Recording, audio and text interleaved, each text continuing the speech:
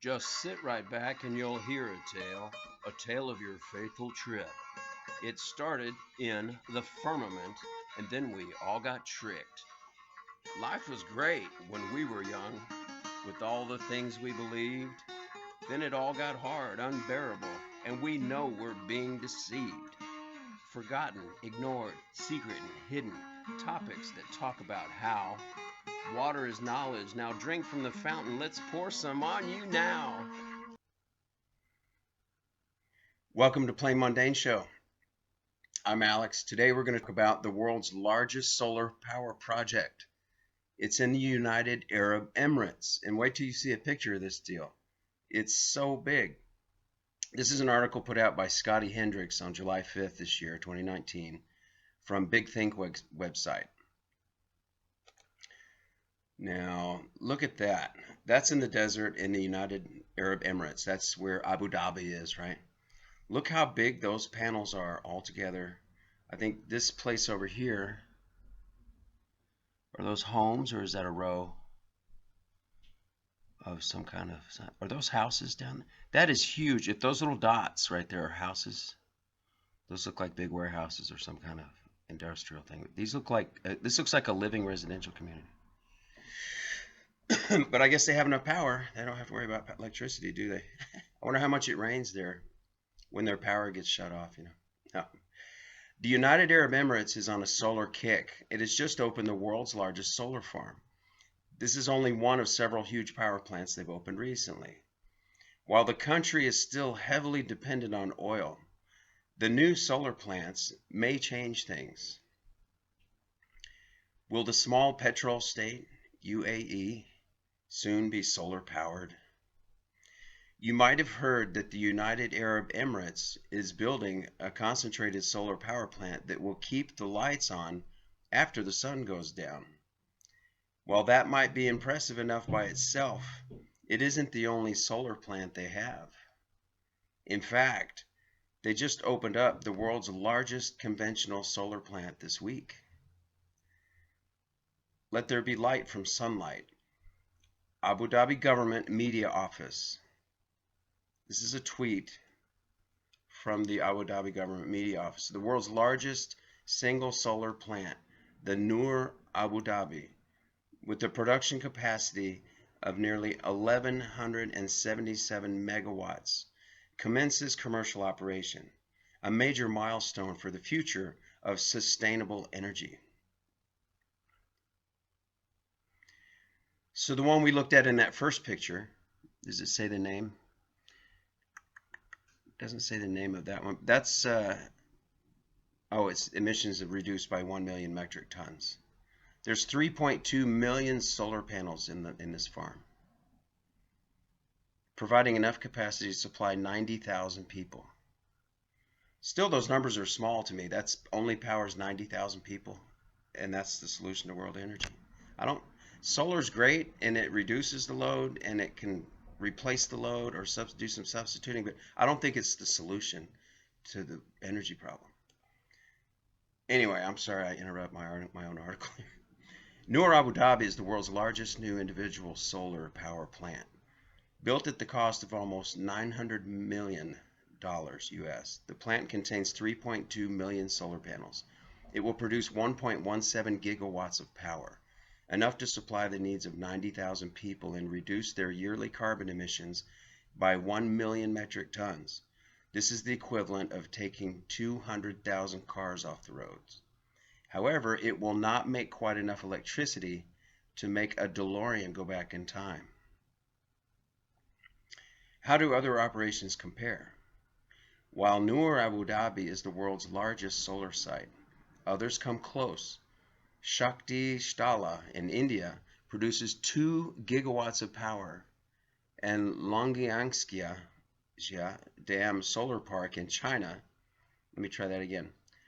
Longyangskia Dam Solar Park in China has 4 million solar panels, producing 850 megawatts. For comparison, the largest facility in the United States is SolarStar, which produces 569 megawatts of power. The United Arab Emirates Better watch out though, because Saudi Arabia is working on a solar farm outside of Mecca that will produce 2.6 gigawatts of power when it's done. Does this mean the UAE is going green? Kinda, sorta. Last year, they opened the Mohammed bin Rashid Al Maktoum Solar Park and have been investing billions upon billions of dollars into solar power for a while now. The plan, according to the Vice President of the United Arab Emirates, Sheikh Mohammed bin Rashid Al Maktoum, is to balance our economic needs with our environmental goals. According to the head of the Emirates Water and Electric Company, Mohammed Hassan Al Suwaidi, this solar plant is part of an ambitious program of cleaning up their energy sources. The completion of the project marks a significant milestone in the UAE's energy strategy 2050, launched in 2017 to increase the contribution of clean energy in the total energy mix to 50% by 2050, while reducing the carbon footprint of power generation by 70%.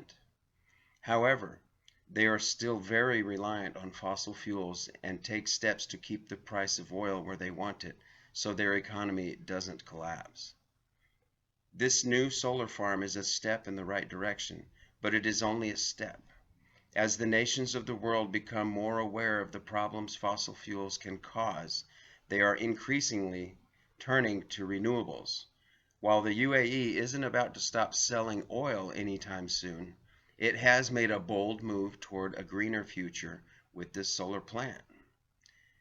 Will it one day be known for solar power rather than petroleum? Only time will tell. You know, that makes sense, folks. Why wouldn't these countries just become known for solar power? They've got sun all day long, without many clouds and without much rain. It would be the solar capital of the world, so at some point actually in the future, if burning petrol and internal combustion engines does cease, then they're in the right spot to become the solar kings on this earth for solar power. You want to put panels down in the desert, that's where they go. Where you want to put them, in the Amazon? You can't. So that makes a lot of sense. But what do you think, guys?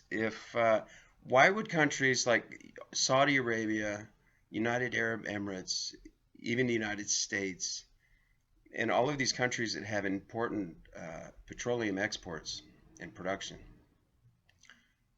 why would they focus so heavily on solar panels? And let me ask you this: why has not solar panel energy not improved? I know they're becoming more efficient and they have more output, and the cells are getting smaller, and we have nanotechnology in the materials, and so they produce more. I know you see some of these videos with people that live in vans now, and they have the van life. They can get a panel or two on the roof of their van. It's enough to charge their batteries, but still have to run on a battery system. It's not like you can just wouldn't it be nice if there was more of a direct unity between the power of the sun and just running, like, say, a 1 horsepower motor? That would make it a lot more fun if we could get to that point. But honestly, folks, I don't think that solar energy is the answer with panels. I mean, it helps a lot, but why do we want to cover the earth with these black panel sheets, And what are the materials in them? Are they biodegradable? What is dangerous? What's going to seep into the ground? How do we dispose of them? And you saw this entire plant right here can supply 90,000 people their needs for one day. So when you take into account the population of the earth and you multiply that times the number of hectares here and divide by 90,000, you're going to come up with these solar panels would have to basically cover just about every inch of Arabia if you wanted to create a solar farm that could power the earth. And then I still don't think it could do it. The answer, folks, is positronics. Actually, we use electronics, which is based on the electron, which in the atom, the outer orbital ring is the negatively charged electron, and atoms share electrons. But in the center around the nucleus is the positron, and then you have neutrons. But that's in the atom.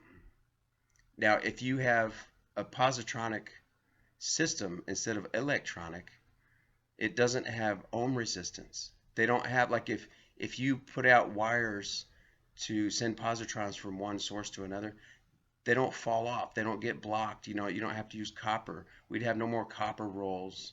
There'd be no more wires. There'd be no more ohm resistance, because if you use positronics, that's when you acquire over unity with transverse fields. In my last video, I was talking about that, and several videos before.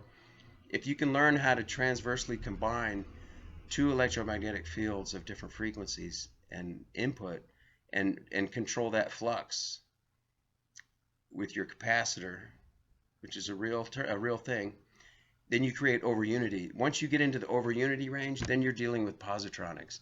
Then if you use connections between poles, I don't know exactly the physical details of how the positronics work, but I know there is no ohm resistance. You don't have to measure loss through, like those high tension wire cables. From one tower to the next, they lose a percentage of energy that just falls out into the space because of electrons popping out of their orbits and sharing with something in the atmosphere, I guess. And there's the copper, and there's all kinds of friction and ohm resistance. So in positronics, you don't have that. Why don't we look more into positronics? That's what I want to see. This is an electronic solution to cover the Earth with these black panels, but long term, I don't see it. So anyway, that's my input. Thank you for coming to Plain Mundane.